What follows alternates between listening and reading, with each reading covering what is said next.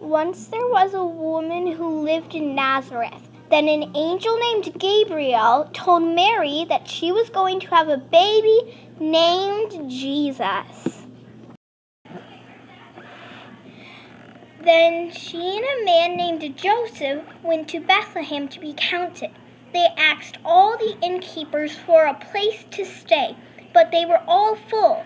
Then they came to one that was full, but noticed how weary Mary was, so he let them stay in his stable.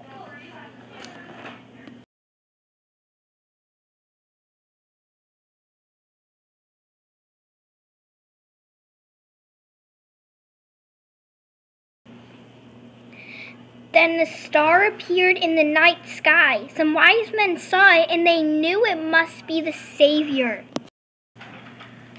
So they followed it to Mary and Joseph. They gave him gifts of myrrh, frankincense, and gold. Then an angel came to some shepherds and said, "Do not be afraid, for I bring you good news. A Savior is born in the town of Bethlehem. Go and see him." The shepherds did as they were told. They went and saw Jesus. When they laid eyes on him, their hearts were full of joy, for he is our Savior.